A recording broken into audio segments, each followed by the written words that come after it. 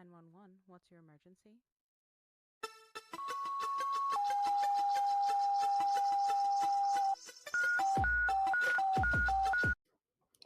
The following content is graphic, emotional, includes dark humor that may not be suitable for all listeners. Discretion is advised. These stories are based on real-life EMS, military, and healthcare experiences. Calls are real, providers are real, names and details have been changed to protect privacy. They may be disturbing to some and are definitely inappropriate for HR department. Any medical or mental health discussion is personal experience, not protocol. Use your damn brain. Follow your local guidelines, and when in doubt, call Med Control. If you're struggling, don't do it alone. Talk to someone, a coworker, a friend, a therapist, or hell, reach out to me. I'll answer. Need help right now? Text or call 988 or visit 988lifeline.org. What we have to stress, and especially in the mental health component, is that, first of all, it's okay to ask for help. Two, it's okay to talk about it. You're going to dwell on it no matter what. I get it. But if you can talk to somebody and help you, especially there's a lot of people that have probably been in the same boat that you've been in on that call. Oh, yeah. That's how they handled it. Talk to somebody. There's no reason to end your life, right? There's just no reason to end your life where there's so many resources and people out there willing to help. If you think it's too heavy to say it anyway. It beats a eulogy. You don't have to apologize for surviving however you can. You're not the reason things are heavy. You're the reason they're still moving. Need support right now? Reach out to me. Reach out to somebody. Text or call 988 or visit 988lifeline.org.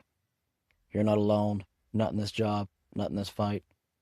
Want to share your story or connect? Visit critical-run.com or message the Facebook page, Dispatched and Dysfunctional.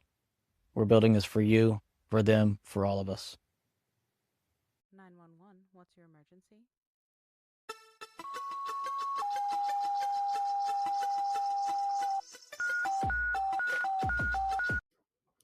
The following content is graphic, emotional, includes dark humor that may not be suitable for all listeners. Discretion is advised.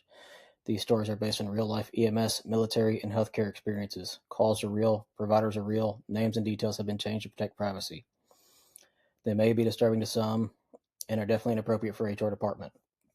Any medical or mental health discussion is personal experience, not protocol. Use your damn brain. Follow your local guidelines, and when in doubt, call Med Control.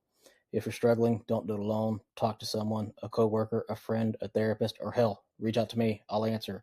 Need help right now? Text or call 988 or visit 988lifeline.org. Stop counting. All right. So I've been looking forward to this one. Today's guest is Steve Cohen. And before we get into titles, years, podcasts, leadership roles, and all the other bullshit people usually throw out there to make them sound big and important, Steve's been around this field long enough to see EMS from the dawn of every damn angle. He's been a street medic. He's been on the truck. He's been in operations, leadership. Me and him are actually just discussing education. He's trained, and he's doing a podcast, Medic to Medic, which is a very amazing podcast as well. He's been in the back of the ambulance all the way to going to make the back of the ambulance actually work for us at 3 o'clock in the morning.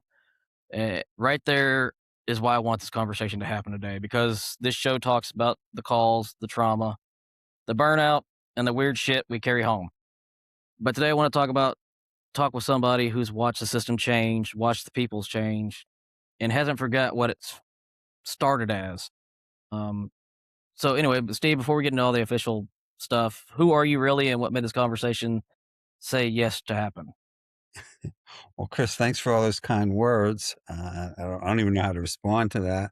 Yes, I have been in EMS a long time, and we'll get into how I got into it, but I've seen a lot of changes, and the ability of what I see today versus when I first started. Yes, the technology, the medicine's gotten much better. What I do see is that they're still using EMS currently as a stepping stone to go to nursing school, PA schools, and medical school. Nothing wrong with that. More power to you. I don't know. For me, EMS has been a great career. Still is a great career for me. Actually, this is my new job at Denver Health. It's the first time I'm not really associated with an EMS service in my 40 plus years in the field. Kind of felt weird at EMS week though Denver Health has Denver Health paramedics.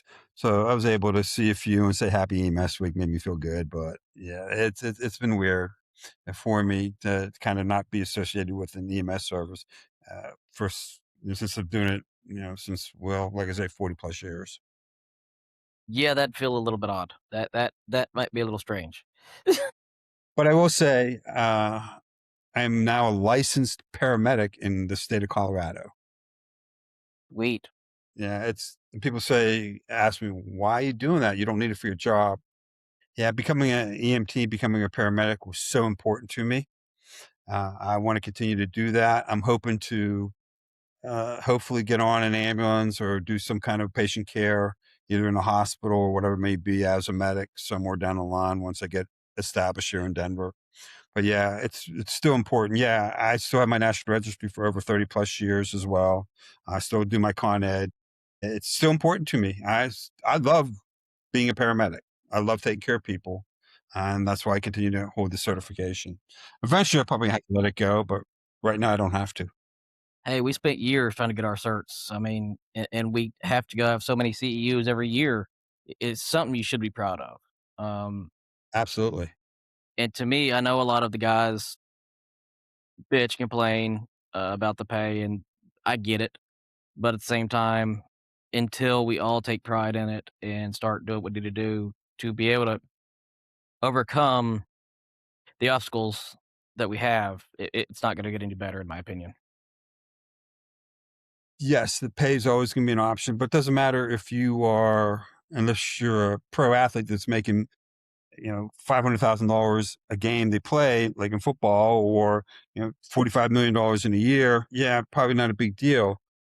Money's probably, it's important, but uh, satisfaction in your life to me is, I love the money, but being satisfied and being healthy really goes a long way. Hey, I've got 2 kids who I love and seen them grow into unbelievable adults. My wife and I raised 2 kids, bought a couple houses, got a couple cars. I finished school while I was in the field as well.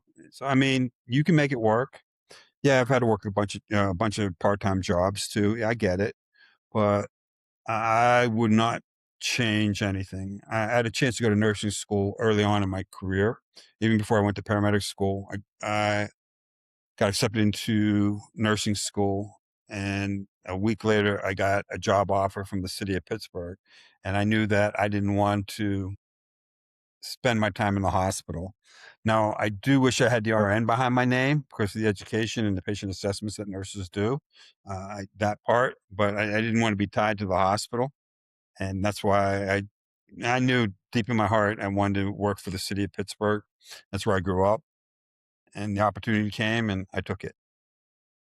That's awesome. Yeah. So just so everyone's on the same page as I am bitching about the pay at the same time, but on one hand, we can't make it better until we make ourselves better. That's what I was trying to throw out there. So get back at this. So you wrote something that stuck with me on your intake form. You said you went from the back of the ambulance to trying to make the back of the ambulance run better. That sounds as simple as all get out. But anyone who's worked this job knows exactly how much is packed into that loaded sentence. Um, because making the ambulance better in the back isn't just about the protocols. It's about, it's not about schedules. It's not about equipment, training, or whatever flavor of the month leadership wants to fucking email about pizza parties or whatever. It's about the people, the medics, the EMTs, the dispatchers, and supervisors trying to get truck staffed with duct tape and prayers. So I want to start here. After the 43 years in the field that you got, when you think about the person sitting in the truck at 3 a.m., what do you think we still don't understand about them? What a great what a great question, Chris. That's you got to give me a couple seconds to think about that one. Uh, I, th- it, you mentioned it in your question. It's about leadership, Yes, sir. and one thing I learned uh, from the many mentors and great leaders and poor leaders I had, what kind of molded me into being the leader that I think I became. And I think what it comes down to is you as a leader, you have to be in the back of the ambulance at 3 o'clock in the morning. That's the first thing. You've got to be willing to do that. So when I became, well, I think I need to really start at the beginning. Just give you maybe a quick synopsis of how I got into EMS. I was fledgling. I was not a really good college student, uh, and that was uh, very interesting because at the end of my freshman year of college, my QPA was 1.8, and I got suspended unless I go to summer school. All right, and the reason why is because in high school I didn't have the freedom of not going to class. Got to college. If I went to class, okay. If I didn't, no big deal. I went to a few classes, had a good time. I dated a cheerleader for the first time in my life. Didn't Yay. last long. At least I got to say I dated a cheerleader twice, and that was it. But again, it's another story, another podcast. But I was in summer school. My dad had a heart attack, and he was playing tennis, had a twinge in his right shoulder, came home, was white as a ghost. My mom says she's calling 911. My dad, being a stubborn SOB, may he rest in peace, said, no, I'm just going to go upstairs and take a shower. Well, of course, my mom never listened to him on certain things, picked up the phone, called 911. My dad goes to the hospital, ends up with an MI. He was in no pain at the point at all. He had like 10 seconds of twinge. That was it. And it was on his right shoulder. But he had some Q wave. If you looked at the EKG, his Q waves were pretty nasty. And so back then, he spent 5 days in the ICU, and then 4 days in the step down unit. Step down unit, his technician was an EMT who volunteered at a place called Swissville Area Emergency Medical Services, which is right outside of Pittsburgh, where I was born in this city. And my dad always talked to everybody. My dad was very friendly, and you would never think that Ed Brinkley and my dad would connect, because my dad was military. If I had a beard and my hair was a little bit long, it's to see I don't have much hair anymore, but I grew a beard, and he talked to me, but it was just very cold. Didn't even notice when I shaved it off. But Ed, let me describe. Ed was about 6'3", a little bit long hair. Back then, when men really weren't wearing a lot of earrings, he had earrings, bulldog, wrist guards on, tattoos and everything. But Ed was a great guy. Ed is still a great guy. My dad got to talk to him, and they started talking about what Ed does. And Ed said he volunteers at Swissville. He's an EMT. And then my dad remembers that I love the show Emergency. Introduces me to Ed. That was a good show. And Ed took me to, told me all about it. I went for an interview. And at the interview to be a volunteer, they got a call. They said, come on. Sweet. And I'm in the back of the ambulance. It was excuse me. It was a Dodge van, and we're going lights and siren. And we get on the scene. It's a 14-year-old girl who fell off her bike, had a knee injury. And I saw these 4 providers, 2 paramedics and 2 EMTs, just take such great care of this 14-year-old with splints, ice packs, talking to the family, to the mom who was hysterical. Then we walk we walk into the hospital on a stretcher, and the respect that the hospital gave this crew, and able to go where it's authorized personnel also kind of was fun for me as well. And one thing led to another, and I began volunteering at Swissville. My parents let me drop out of college. I became an EMT, became a paramedic, went back to school, got my degree because I promised my parents I would do that. But if it wasn't for Ed Brinkley, my dad's heart attack, and Swissville Area Emergency Medical Services, who taught me a lot about EMS and how to take care of patients, as well as leadership. And then I went to work for the city of Pittsburgh, and my crew chiefs at the city of Pittsburgh, because I was a young pup. Give me that trauma, give me that motor vehicle accident with car on its roof, and let me get in there and do what I need to do. And I had one of my crew chiefs just smack me in the back of my head, like if you ever watch NCIS, and wearing Gibbs, Denozo, and everybody else in the back of the head. Well, he hit me in the back of the head after a patient we took to, and he said, "Listen, we're here to take care of everybody. Doesn't matter what their emergency is, doesn't matter what time it is." He showed so much leadership and character. It just turned me all around. And that's kind of the message. Well, that is the message I passed on to all my, in my leadership positions. And even when I'm on the truck, I always talk about we're here to take care of people. It doesn't matter. People made fun of me when I talked to people that were unconscious. There's nothing And wrong with that. I do it all the time. I mean, why are you doing that? They can't hear you. Well, they can. That's another story. But the thing about it is leadership starts at the back of the ambulance at 3:00 in the morning. And if you're willing to do that, your crews see that and they will listen to you. They might not agree with everything that you want to try to change. Because when I went to Cary Area EMS, being the chief for the first time, and they had a chief who was a really good chief, but was more of, I have to do everything myself. I'm not like that. I want to give people a chance to grow. And because I was getting phone calls, can I approve this overtime? Can I do this? Can I do that? I said, well, you're in this officer supervisor role. Let's teach you. But yeah, you can make those decisions. And if you make the wrong decisions, we're going to talk about it. And as you know, good leaders come in and they might want to bring in their own people.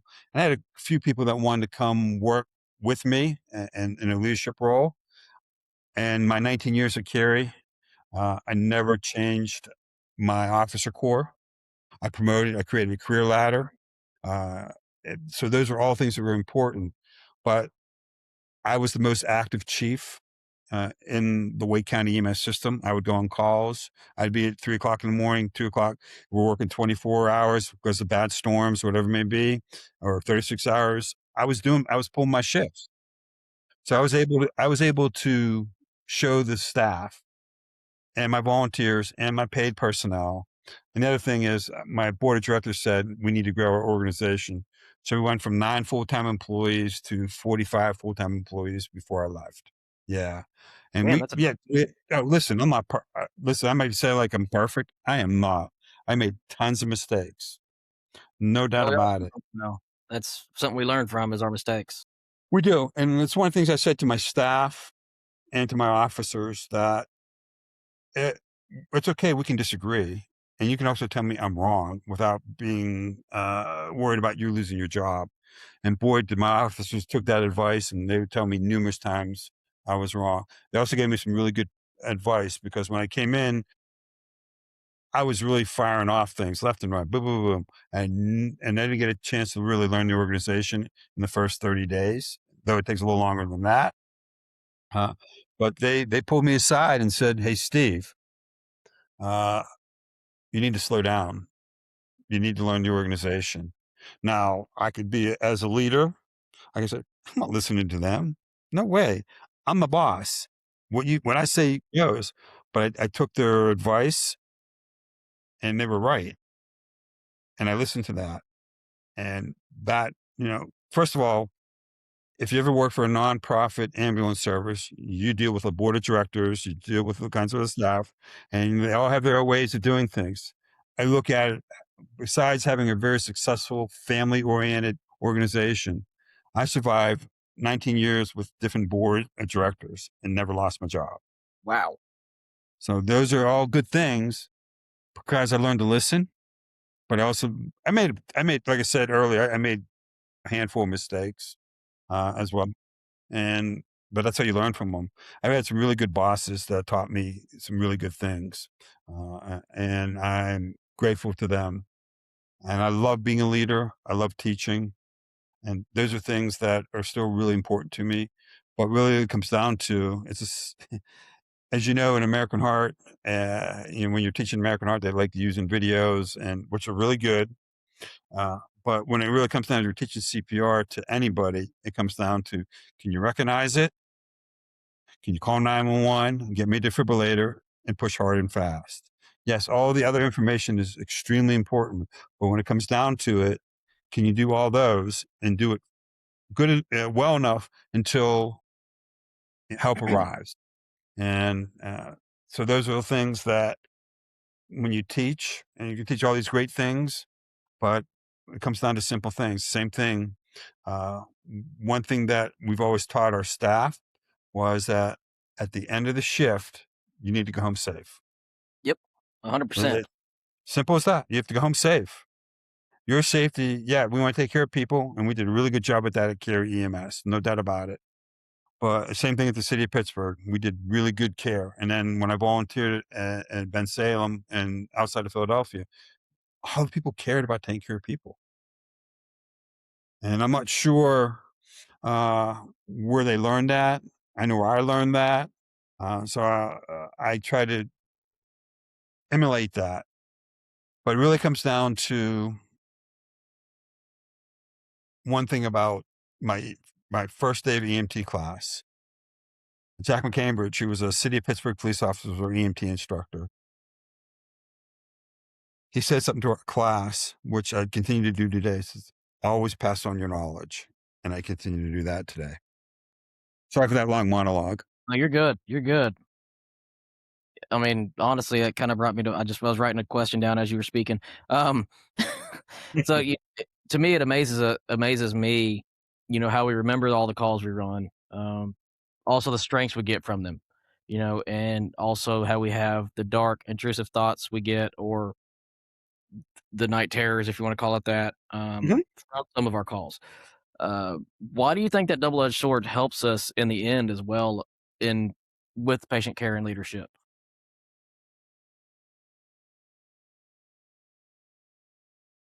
Well,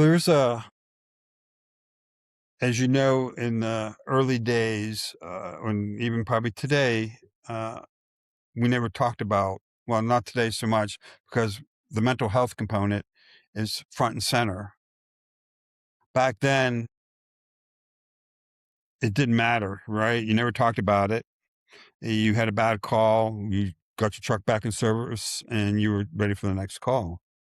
Today, there is such a focus on mental health, and we're doing an okay job. We could do much better because both in police, fire, and EMS, people are still committing suicide and still afraid to talk. So, what we have to do when we talk about those dark calls or even those bad calls is you've got to talk about it, and don't be afraid to talk about it. And that's something that in my previous job, I did a lot of Narcan training because, of course, the opioid crisis and everything else. But one of the things when I went to companies and small groups and big groups that talk about Narcan and how to use it, at the end, there's a picture of me and my 5-year-old golden Bailey Bell that said, if you can't, you gave somebody Narcan and then EMS comes, they take the patient away, and then you're left there. Nobody talks to you. And you start thinking about, did I call 911 fast? Did I give Narcan fast enough? Did I push on this person's chest hard and fast before EMS arrived? And you start thinking about it. And at 3 o'clock in the morning, you pop up in the middle of the night and you're thinking about it and you start sweating and you start having nauseated feelings. Normal feelings. But what I tell them is that you need to talk to somebody. Don't drink alcohol. Talk to somebody, do some exercise. But if you can't talk to somebody, call me. Bailey and I will come talk to you. And that's where it has to be known. And the thing about it is, when you talk about leadership and things about, I know you want to talk about calls and I come to it, but I'm on this leadership kick right now. So thanks for bringing that question up, Chris. Yeah. Is when you read stories that happen in Florida about the hazing of that 19-year-old firefighter and waterboarding and all this other things that went on, and the leadership in that firehouse let it happen, or the harassment that continues to, you read about, there's a lawsuit in Washington state of a captain who was a female captain who was ignored by the leadership. and is suing that fire department because their leadership didn't do anything. Now, it's only one side. I don't know what the other side is to it, but that's a side that you read about and you continue to hear that. Well, if leadership doesn't recognize that you've got to treat people fairly and correctly and take care of them, then you're going to fail as a leader. And for the fire department in Florida and the leaders that continue to ignore things that are happening in their firehouse because they don't think it's going to go away, that's just poor leadership. 100%. I think that if leadership got, on board with the health, I would call it a crisis, with the health crisis we have in our field, it might it might change a few things. Like you said, in Florida, that's a leadership issue. The females still in the fire department, that's 100% leadership issues. So on that note, why is it we got the failing leaderships that we have and they stay in power so long? Yeah, because that's the way we've always done it. And I think that's where we How many fail. times I don't know how many times you've heard it, but this is the way we always have done it. And anytime you try to make change, and that's what you hear. This is how we did it. This is how we did that. And I get it. I understand that. Hey, listen, there are thousands of great public safety leaders out there. There's no doubt about it. And they do a really good job. That's why their systems and their people stay there and they thrive. I'm sure you've heard this maybe in your career as well. When you take a position, even if, from a field position, well, my other partner, this is how we did it, right? I always drove to the call, or we worked 10 hours. In the first 5 hours, I'm going to be driving, you're going to be in the back, or you're a rookie and you're going to be in the back for 24 hours, and I'm going to be driving and you're going to have to write the report and you're going to take care of the patient and all that. But that's how we've always done it. And that's how my old partner did it or whatever it may be. Well, sometimes things need to be changed, but being a rookie or a probie, it's tough to say anything. I get that. So you might just have to sometimes suck it up, I guess. I don't know. But do we have to? And for the first, I would say 7 or 8 months, and when at Carey, all I heard was, this is how we used to do it, or this is how the predecessor did it, right? And eventually I had to say, do I look like the predecessor? And am I acting like the predecessor? And they said, no. I said, well, guess what?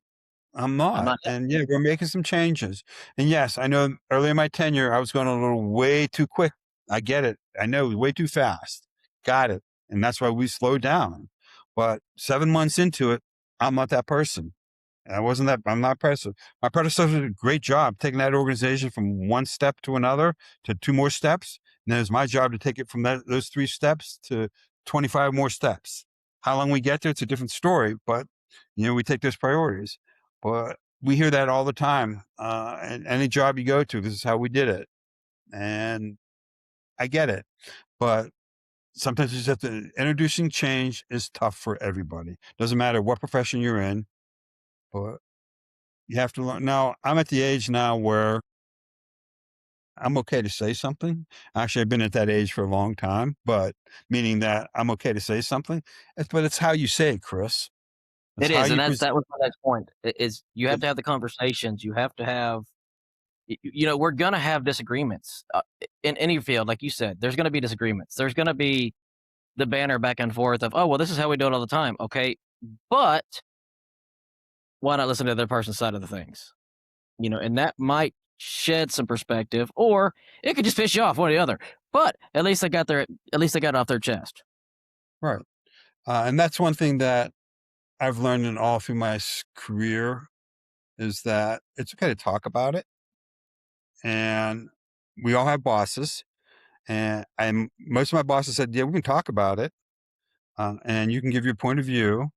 I'm going to give my point of view, but ultimately, the boss has the final say. As long as it's an ethical change and it's not going to hurt somebody, okay, you can agree to make that change, and you have to go out and smile and do it.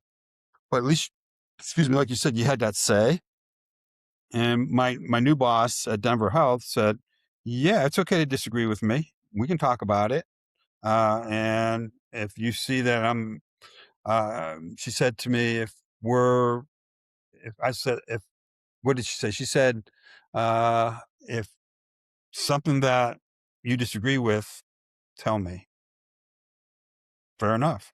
But, but do it respectfully, right? Don't go and say you're freaking wrong and you don't know what the heck you're talking about. No, you shouldn't do that to any supervisor or leader.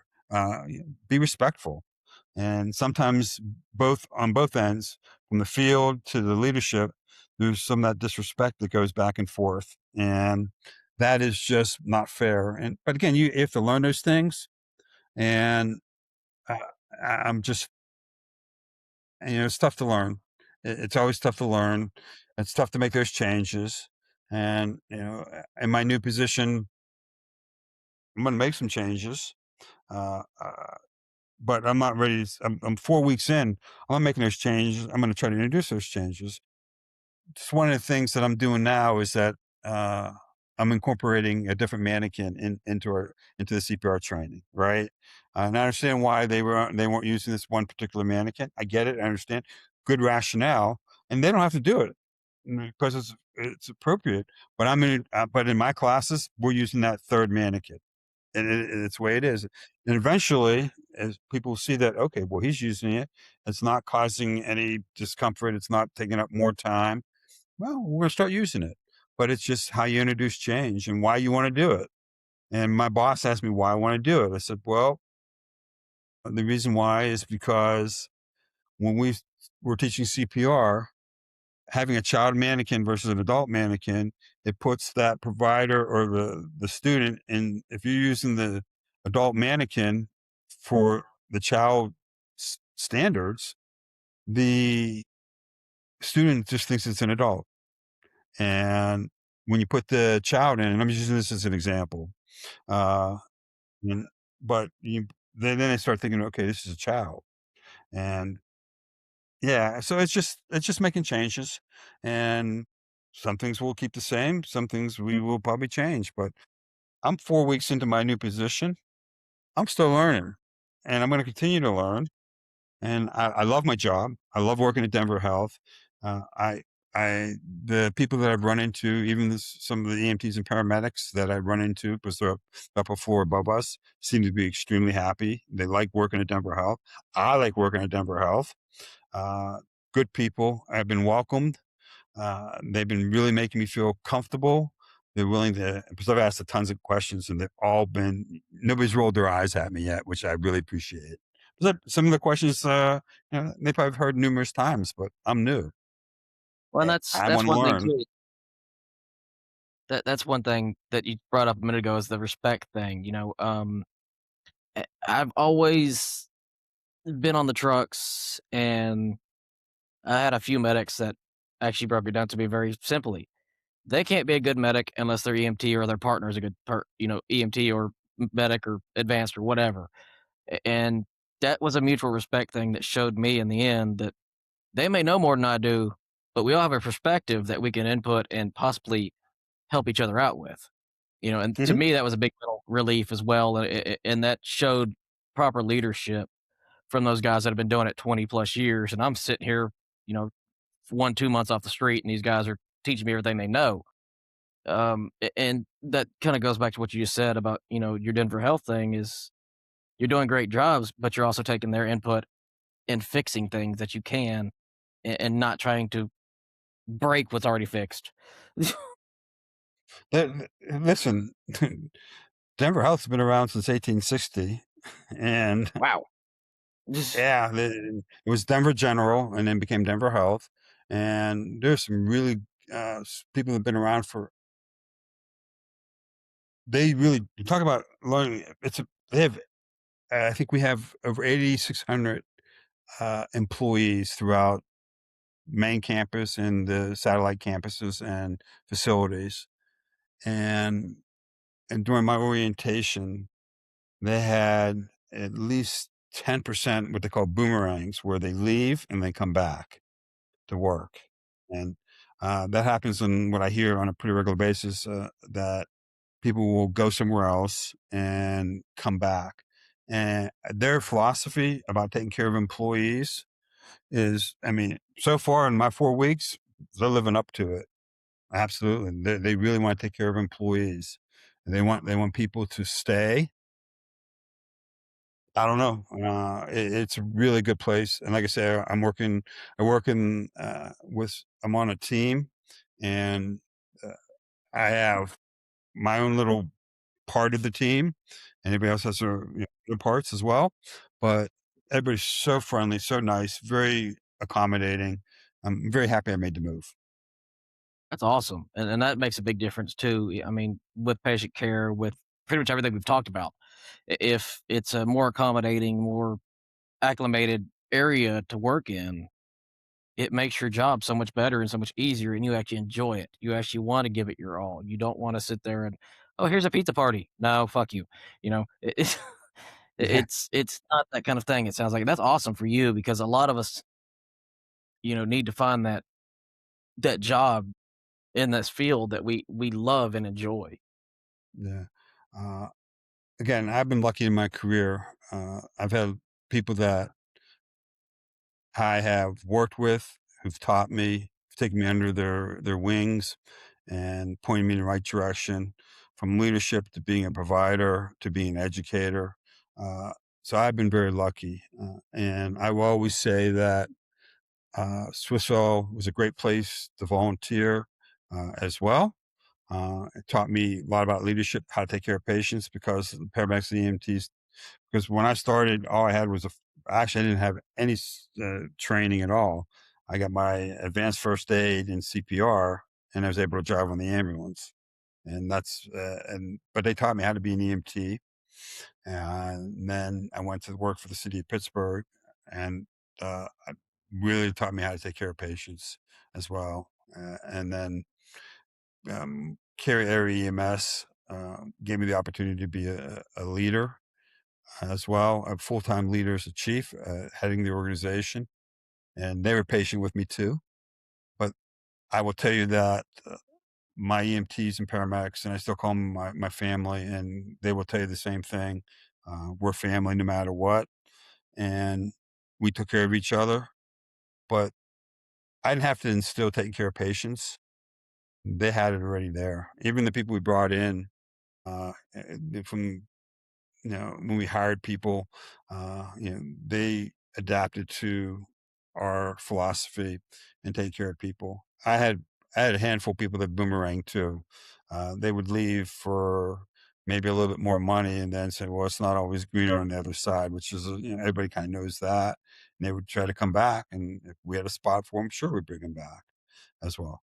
So I think it's just I've been very lucky, as we said earlier. Uh, I'm I'm proud of being an EMT and a paramedic and an educator, and been able to work in all my roles.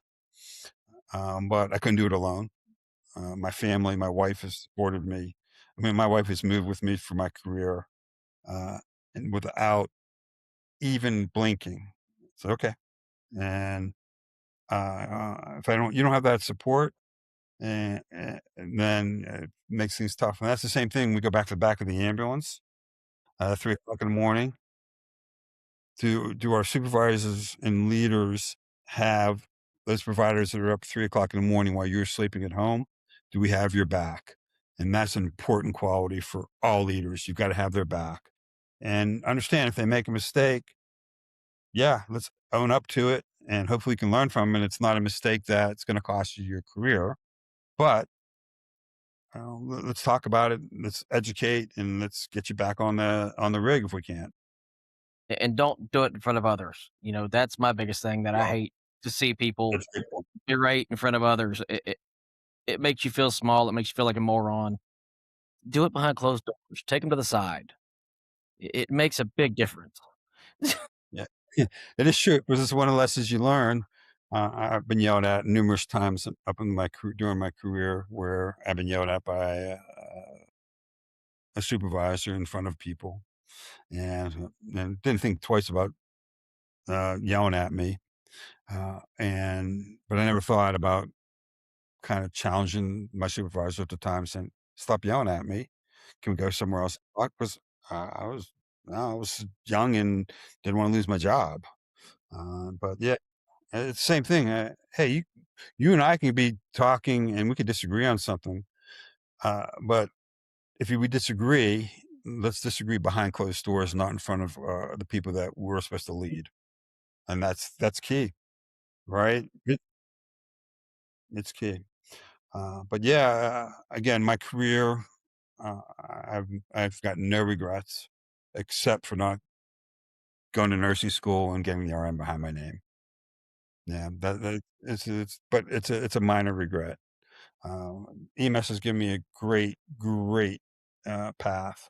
And the other part, is I'm on your podcast, which I really appreciate an invite and coming to talk about some of my stories. Uh, the podcast started. Uh, I just like I published my 330th episode just before I came on with you, and that's a lot. And I've done that with no sponsor, no team. Like we don't have a team, right? I Nope. don't have a green room. Me. Right? I don't have a green room. I don't have a budget. I don't have any of that. It's been all a one person show, and as you know, that can be very difficult as well. I still don't like editing. But I was walking my golden retriever when I was in Raleigh, in Cary, and I was listening to Mark Maron's, and Terry Gross, and I was saying, "God, they talk to people, and it sounds like fun." I don't know. I debated with myself for about 6 months if I could start a podcast, and then come up with a name for it as well. Actually, I give credit to my son who came up with the name Medic, the number 2 Medic. And also, the original logos came from Joanna. I don't want to give her last name, but she was very nice to create some logos for me as well. And though Joanna is now a client of mine because my part-time gig is Magical Destinations by Steve. I'm a travel advisor. I got to pitch it. Sorry. You can cut it out if you want, Go ahead, man. but Go ahead. I'm a travel advisor part-time. I don't charge for any of my fees. Majority of my clients are public safety as well. And Disney Hawaii cruises. I could plan any trip for you, but those are in Asia or in Alaska are my strong points or where I'm really a specialist in. But I don't charge. But Joanna would help me develop my Medic to Medic podcast logo. But I'm sorry. I said that's awesome. Yeah. Well, so I started the podcast with downloading some free software on my iPad. I asked one of my paramedics, Greg Edwards, to come in if he'd come talk to me about it. I told him I was going to try to do this podcast thing. And we go into my office, shut the door, and we're talking. I'm asking some questions. And then 45 minutes into the podcast, I look at the free software on my iPad. It's not recording anymore. That's why there's part 1 and part 2. And he came back the next day and we finished it up as well and there's no editing. The first 9 or 10 episodes went up without any editing at all. I didn't even That's know what I do. how to, yeah, right. I mean, I had no idea how to create a link and get it on Facebook, but starting a podcast, getting to 50 episodes, figuring out how to get it, on social media, especially Facebook, which I still post today. And getting Randolph Mantooth, convincing him to come on my podcast, which I started in September, and then March 15th of the first year of the podcast, he came on. I finally found a good email address for contact for him, and it actually worked. And his wife was his publicist at the time, said that he'd be willing to come on after the new year, contact me after January 1st. So January 2nd, I emailed her right back. I emailed her and I said, "You have a date for me? You still willing to come on?" And she said, "Yeah, he's willing to come on. He'll give you 30 minutes and we'll set it up for March." So I remember pacing in our training room as I was waiting for the ding to come in that he actually joined the podcast. And I was using Uber Conference at the time to record. And he came on and he gave me 43 minutes. Actually gave me 53 minutes, I think. And 43 got recorded. And 10 minutes was him and I after the podcast just talking. It was great. I know he doesn't remember me. I know he'll never remember me, but that's okay. It's my most downloaded podcast and listened to a lot of podcasts in my 11 years of being on the air. So yeah, Awesome. yeah, it was great. I was trying to get somebody from the pit to come on. Can't. I actually emailed Warner Brothers a couple times, and I actually DM'd Noah Wiley, whoever's watching his account on Instagram. And got nothing. But I would like to have somebody from the pit come on since it's based in Pittsburgh. I lived in Pittsburgh, was a Pittsburgh paramedic and da da da, but that hasn't come up. But I've gotten lucky enough to have some few people come on the podcast. I had one of the technical advisors from ER, who's Wow. was a doctor, and a pediatrician who ended up being the executive producer and showrunner for uh, um, God, I'm drawing a blank. SVU for 4 years. What happened was, and that's another good story, is that I had just read some years back that uh, the creator of Law and Order, Dick Wolf, just signed a new contract with Universal Studios to produce more whatever LA or Law and Order series. And so I emailed. Funny enough, I emailed Universal Studios Public Relations. They emailed me back and says, "Well, Mr. Wolf doesn't do podcasts, but how would you like to talk to this other person who was an ER? Um, he helped with scripts and everything else, and then got into it, and then moved to SVU." And said, "Sure." So he came on, and we talked, and a couple other people. So I always try. The worst thing they can do is say no and not answer, like the people from the pit have not answered, and I didn't expect them to answer. That's the way it is. So I'm trying to will my way into with Kevin Ty and Randolph Mantooth with their documentary that they're trying to get out publicly, and they did on paramedicines and paramedics. I know some people that are on the advisory board, and I saw via the Kickstarter um, campaign they were running, which I actually campaigned to because if it wasn't for emergency, I wouldn't be where I am today. And so I'm hoping that I may be able to get somebody from their project into their unknown, uh, come on my podcast as well. But who knows? But all you can do is try. Awesome. Yeah. Yeah, I've sent out numerous emails and chats, and it's amazing how many go unanswered. But Yeah. you know, It is what it is. But I've also been lucky enough, and I'm sure you have too. Some people have come on that you didn't expect would come on. oh As yeah, very much so. And this whole process has been amazing because of the people I've met doing it. I would have never thought some of the people I would have talked to I've talked to.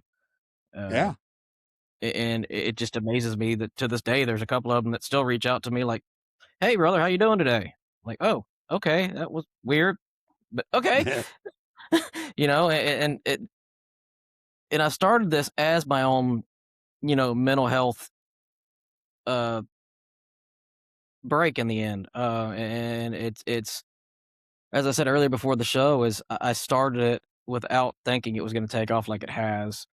I'm very appreciative of it, and as you said earlier, it is difficult to do it yourself.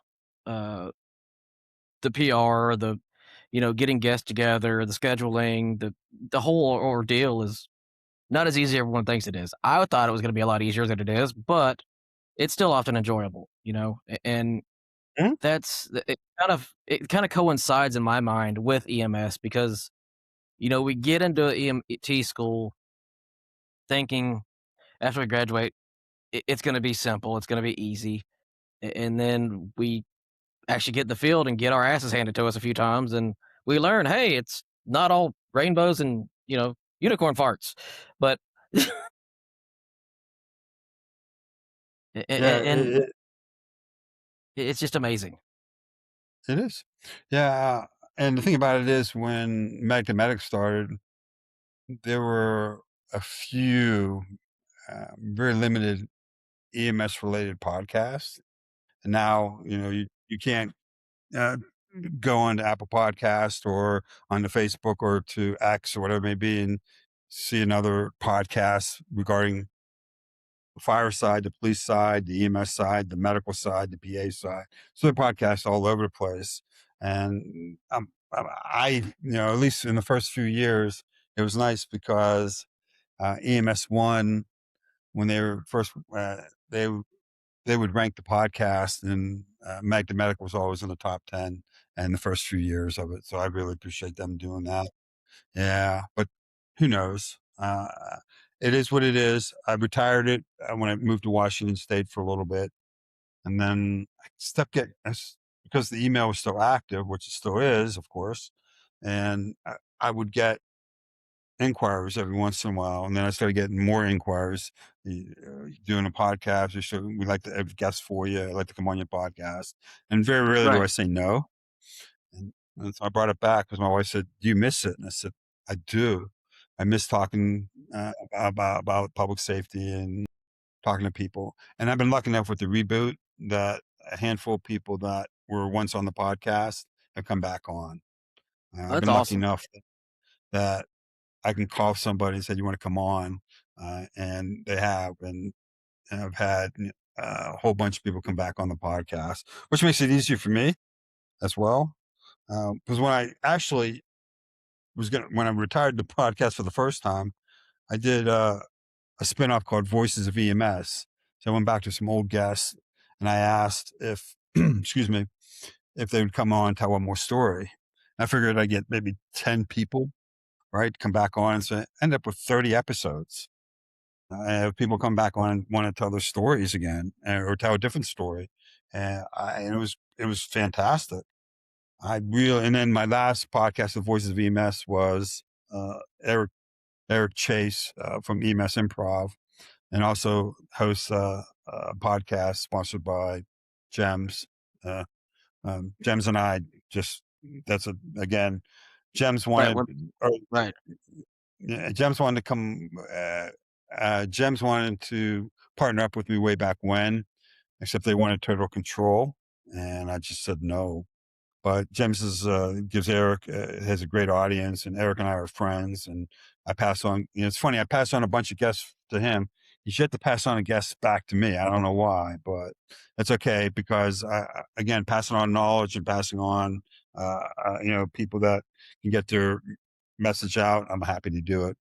But Eric interviewed me for that last podcast, and that was weird. This is weird for me because I'm not used to being interviewed, and I've talked way too much. I'm not let you ask any of your questions.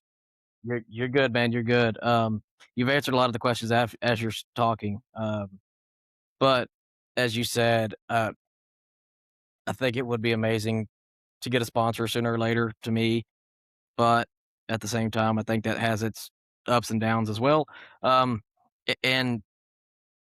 the whole podcast thing is, you're right. There is a lot of us out there, and mine was started for the mental health of it, and that's why I did it. Is there's not maybe two or three of us out there, Yeah, and I cover leadership, I cover all of it, but my main priority is the uh, mental health side of things, and to learn from people like you, where you came from, what you did to, progress, and to see the things progress over the years, I think helps a lot of us that are newer in this field understand it better, and yeah. I appreciate you mentioning that. Thank you very much. But doing what you're doing for the mental health component, because you're right, you're focusing on something that only a few people really focus on and talk about. And that is so important in the field of EMS, fire, and police, as well as the hospital side. It just, the peer support and, but I just think I don't know if we're doing enough Right. from, I don't think we are.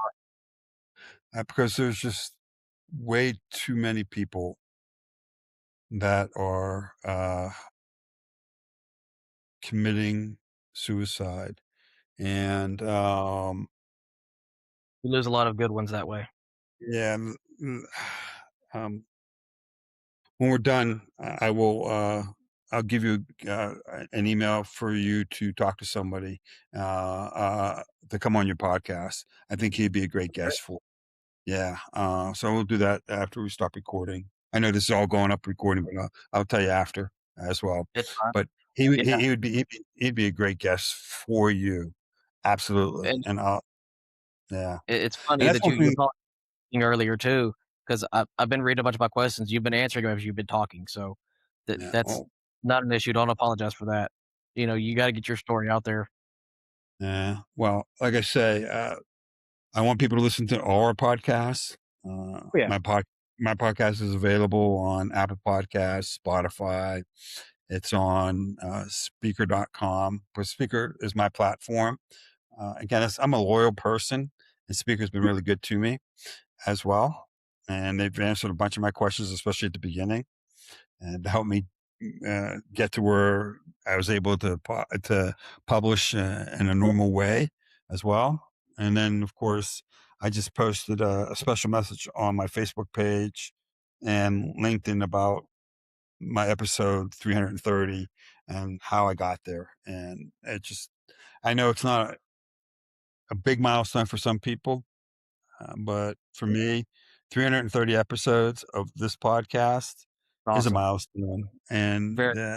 that, as you know, being a one person show, it's not easy to produce and direct and write scripts if you have to write scripts or whatever it may be, and then do some editing and then getting it out there and trying to get your message out.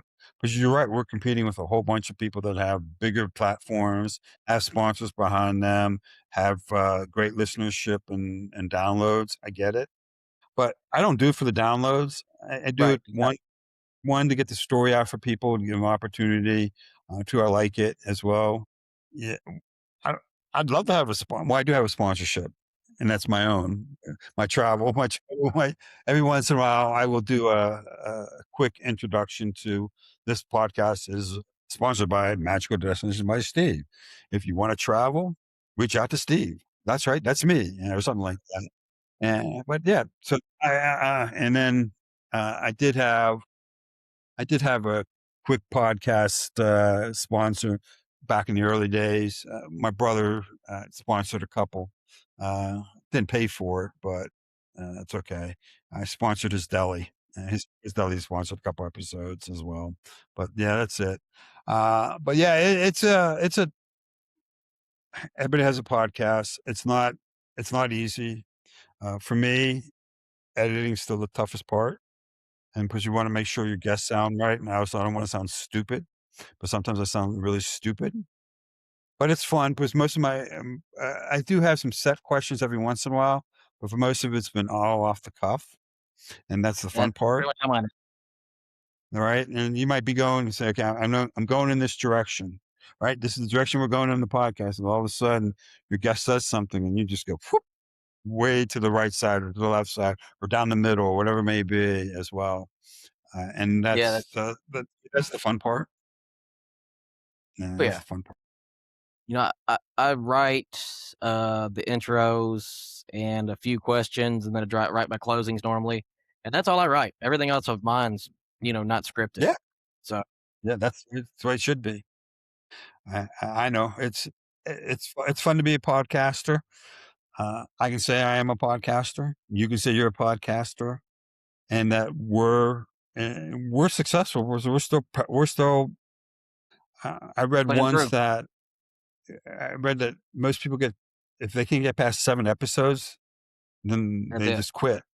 Yeah, Right. and it's just, I know you're past 7, I'm past 7, Oh, yeah. and I think I may have it's like just 50, yeah, it'll, but I yeah, also just got keep part life here, so, yeah. you know. On that note, I just wanna thank you for everything you've said, someone is listening to this alone, and I know they could be sitting in the truck after a bad call, driving home in silence, maybe leadership now, and wondering if they've gotten ever too far away from their roots, you know, and if they're able to protect the people they're supposed to be. Maybe they're new and already wondering if they've made a mistake, or maybe they're just burned out, and they don't want to call it that because it becomes real. And yes, I've been there, done that, people. So don't do that to yourselves. It's a fucking horrible place. Uh, Maybe they're just showing up, still having patience, still doing the job, still being dependable, but quietly losing themselves. Again, burnout. Don't do it to yourself. Speak out to somebody. So I'll ask you this: if someone is still showing up for everybody else, but slowly disappearing inside this job, what do they need to hear from you tonight or today or whenever they're listening to this? Yeah, so that's a great question, and just I think what the message that what you're sending, not trying to send, is that first of all, if you need help, ask for it. And if you're a leader, recognize that this person needs help and help them, not ignore it. And if you don't know who to talk to, there are plenty of phone numbers out there. Reach out to a friend. Hey, email me and I'll find you resources. There are tons of resources out there that you can talk to. So I think that what we have to stress, and especially in the mental health component, is that first of all, it's okay to ask for help. Two, it's okay to talk about it. I mean, that going home and I don't know, dwelling on it. Yeah, you're gonna dwell on it no matter what. I get it, but if you can talk to somebody and help you, especially there's a lot of people that have probably been in the same um, boat that you've been in on that call. That's how they handled it. Talk to somebody. I just can't. There's no reason to end your life, right? There's just no reason to end your life where there's so many resources and people out there willing to help. And the other part is you've got to recognize that you need help, and the people that you're working with every day.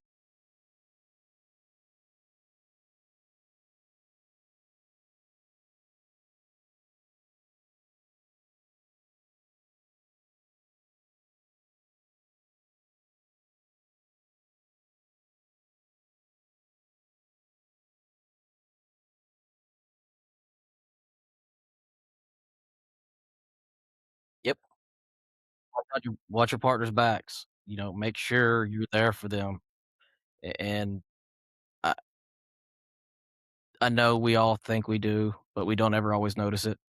We should pay closer attention to our partners, pay closer attention to our spouses. Hell, even if it's your kids or your parents that are doing this, check in on them. The word "I'm fine" ain't fine. That's not no, we need deeper than that, and that's my biggest thing is, "Well, I'm fine." Alright, let's go further into that. I understand you're fine, but why are you fine? You know?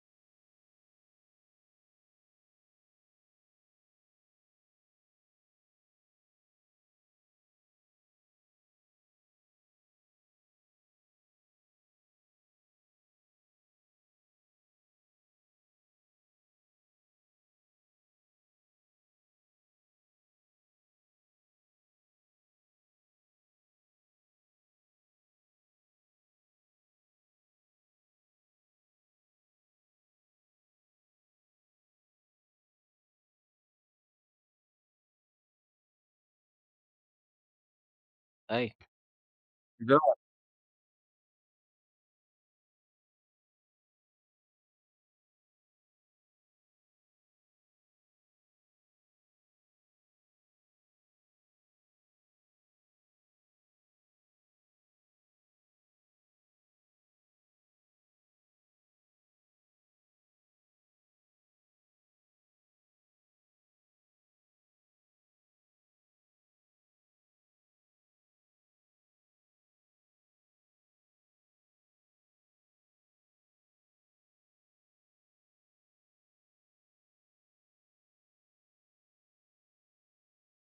You gotta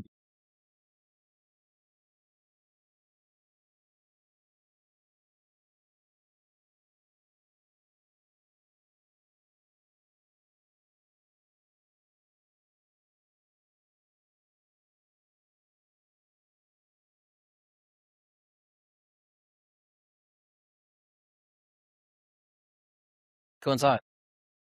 Right, and they actually coincide. You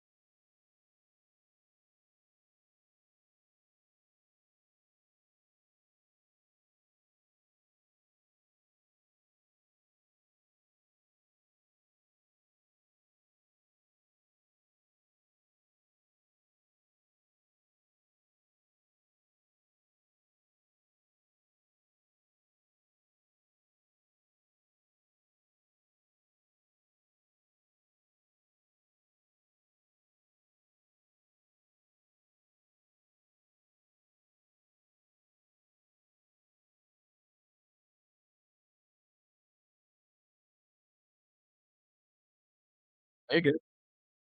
I Yeah, that's what it's for. That's what I'm here for, you know?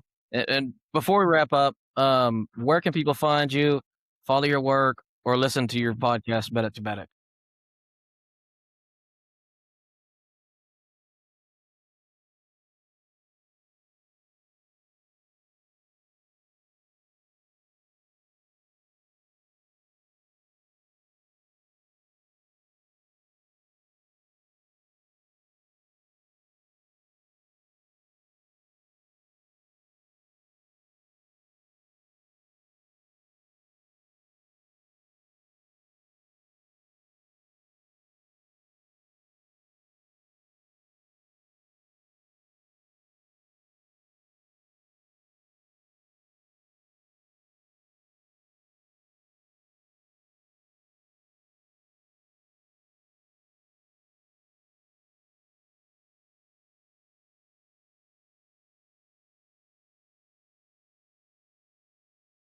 Yeah.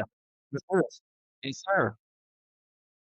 And then, hey, for everyone listening, I'll make sure Steve's podcast and contact info's included when I post the description. Let me go ahead. If you think it's too heavy to say it anyway. It beats a eulogy. You don't have to apologize for surviving however you can. You're not the reason things are heavy. You're the reason they're still moving. Need support right now? Reach out to me. Reach out to somebody. Text or call 988 or visit 988lifeline.org. You're not alone. Not in this job. Not in this fight. Want to share your story or connect? Visit critical-run.com or message the Facebook page, Dispatched and Dysfunctional. We're building this for you, for them, for all of us.